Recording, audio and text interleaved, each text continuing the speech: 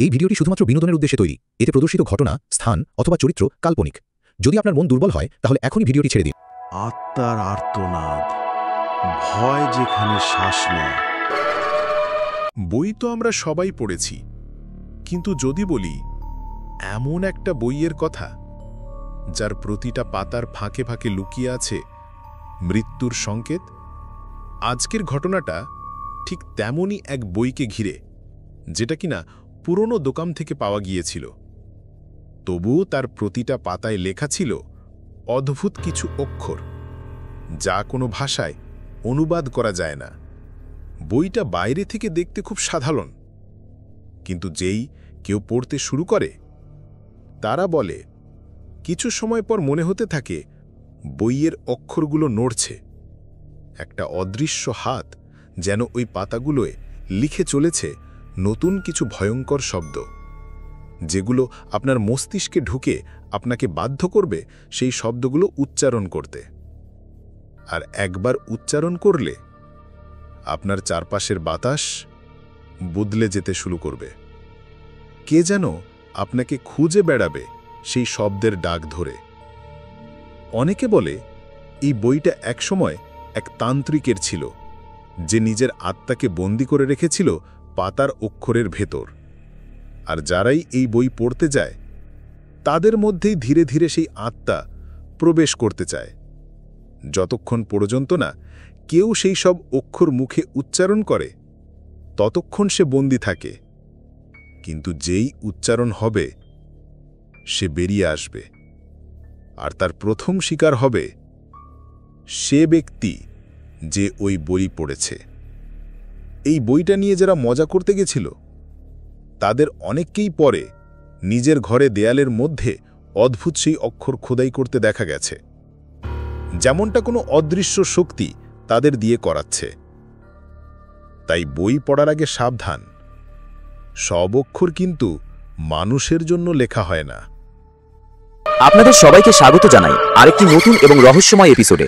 আপনি এখন শুনছেন আত্মার আর্তনাদ, যেখানে সত্যি এবং অদ্ভুত সব ভৌতিক কাহিনীগুলি আমরা আপনাদের সামনে তুলে ধরি একেবারে বাস্তবের মতো। আপনারা যারা ইউটিউব থেকে দেখছেন দয়া করে আমাদের চ্যানেলটি সাবস্ক্রাইব করুন, পাশে থাকা বেল আইকনটা প্রেস করতে ভুলবেন না, যাতে কোনো নতুন এপিসোড মিস না হয়।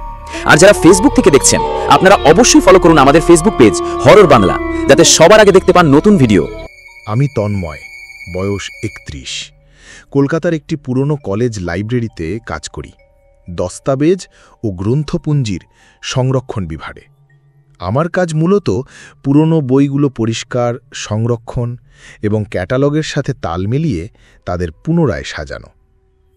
কাজটা যেমন একঘেয়ে তেমনই নির্জন, কিন্তু পুরনো কাগজের গন্ধ আমার এক অদ্ভুত ভালো লাগা, যেন তার মধ্যেই অতীতের কান্না, হাসি আর ইতিহাস গেঁথে আছে। ঘটনাটা শুরু হয় এক বর্ষার দুপুরে। শহর তখন ধোঁয়াটে, আর বইয়ের ভিতর থেকে ভিজে কাগজের গন্ধ উঠে আসছিল।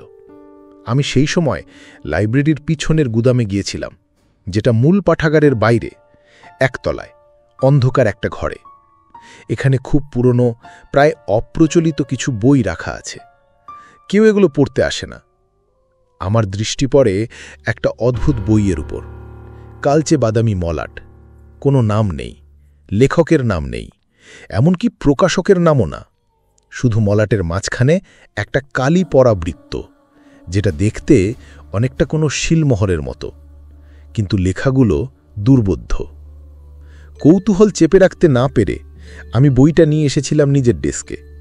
খুলে দেখলাম ভিতরের প্রথম কিছু পাতা পুরোপুরি ফাঁকা, একেবারে সাদা।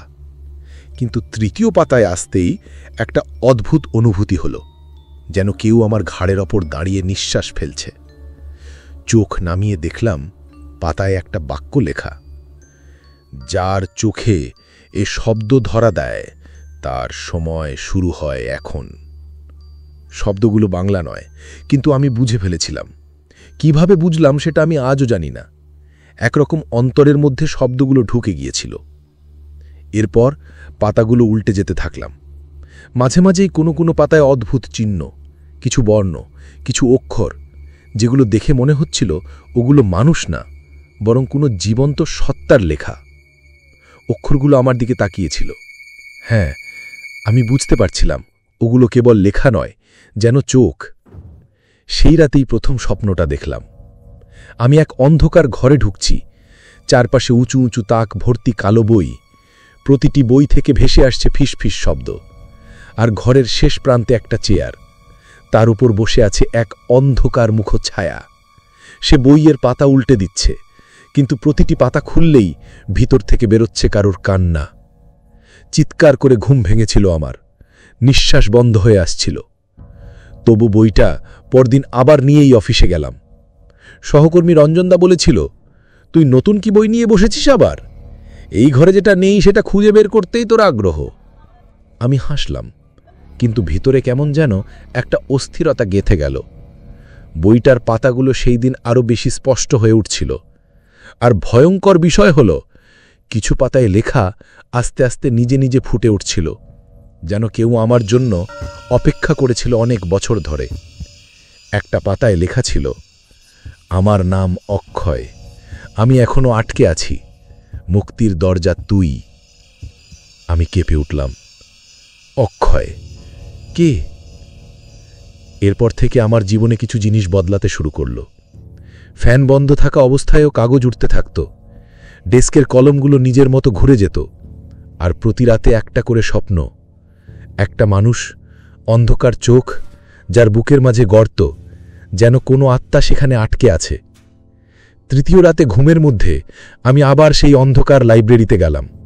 এবার বইয়ের তাকগুলো নড়ছে, শব্দ করছে, আর ছায়ামূর্তিটা উঠে এসে আমার দিকে হাঁটছে।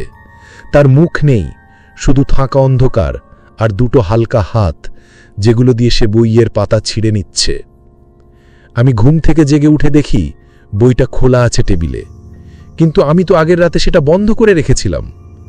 আর এবার পাতায় লেখা, তোকে দরজা খুলতেই হবে, নয়তো আমি তোদের সবাইকে নিয়ে যাব।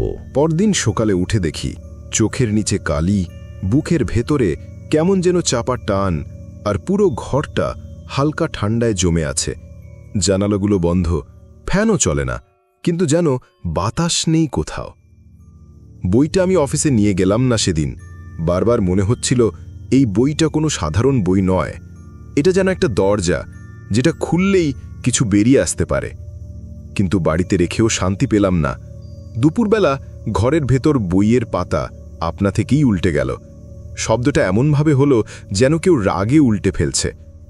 এগিয়ে গিয়ে দেখলাম পাতার মাঝে একটা দাগ, লালচে কিছু, অনেকটা শুকনো রক্তের মতো, আর তার নিচে লেখা, আবার না খুললে এবার ওর সময় শেষ। ও কে? ঠিক তখনই ফোন বেজে উঠল। রঞ্জনদা, তুই আজ অফিসে এলি না? বইটা রেখে গেছিস তো ডেস্কে? না, বইটা আমার কাছে। কেন? আমি উত্তরে বললাম। ওর গলার স্বর পাল্টে গেল। তাহলে আমার টেবিলের উপর কে বসেছিল কুকড়ে? আমি ভেবেছিলাম তুই পড়ছিস। আমি ডেকেও কোনো জবাব পাইনি। আমি কাছে যেতেই ও টেবিলের নিচ দিয়ে চলে গেল। আমার গলা শুকিয়ে গেল। রঞ্জনদা ফোন কেটে দিল। আমি জানতাম কিছু একটা এই বইয়ের সঙ্গে মুক্তি পেয়েছে, আর সেটাই এখন মানুষের ভেতরে ঢুকতে চাইছে। সেদিন রাতে আবার আমি সেই স্বপ্নে ভিড়ে গেলাম।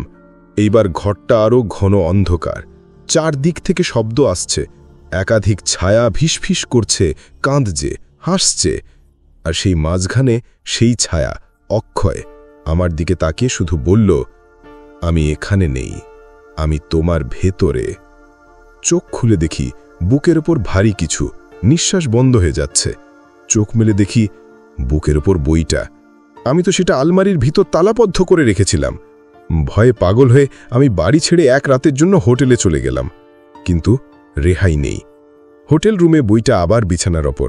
এবার কোনো সন্দেহ নেই, এই বই নিজে নিজে চলাফেরা করে। পরদিন সকালে আমি এক লাইব্রেরির বৃদ্ধ রক্ষণাবেক্ষক চৌধুরী কাকাকে ধরলাম। তিনি 60-এর ওপর বয়স, অনেক দিন ধরেই লাইব্রেরির গোপন খুঁটিনাটি জানেন। আমি তাকে বইটা দেখালাম। প্রথমে উনি চমকালেন না, কিন্তু বইয়ের পাতাগুলো উল্টে যাওয়ার পর ধীরে ধীরে তার মুখের রং ফ্যাকাশে হয়ে গেল।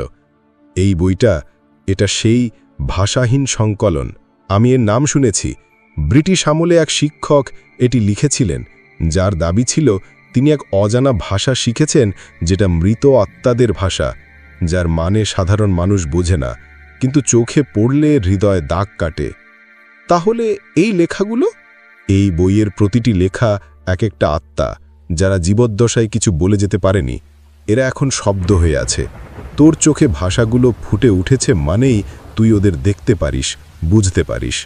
আমি কাঁপতে কাঁপতে জিজ্ঞেস করলাম, তাহলে আমি কি করব? চৌধুরী কাকা বললেন, তুই ওদের শেষ কথা জানতে চাস তো? শেষ ইচ্ছেগুলো পূরণ কর, তাহলেই শান্তি পাবে। কিন্তু তার আগে তোর ভেতরের অক্ষয়কে ছাড়াতে হবে। ও তোকে পেয়ে গেছে, এখন তোকে ছেড়ে যাবে না সহজে।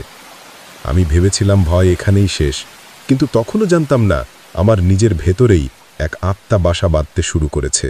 আর বইটা, সে শুধু একটা নয়, সে একটা গেটওয়ে, আর প্রতিটি পাতা একটা নতুন দরজা।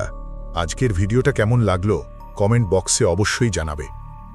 আর তোমার সাথেও যদি এরকম কোনো ভয়ঙ্কর ঘটনা ঘটে থাকে সেটা লিখে পাঠাও, আমি সেটা নিয়েই পরের ভিডিও বানাবো। মনে রেখো, কালকের এপিসোডে আরও ভয় অপেক্ষা করছে, তাই মিস করো না। প্রতিদিন রাত ৮টা আর রবিবার দুপুর 12টায় আমাদের নতুন নতুন গল্প শোনার জন্য চ্যানেলটা সাবস্ক্রাইব করে রেখো।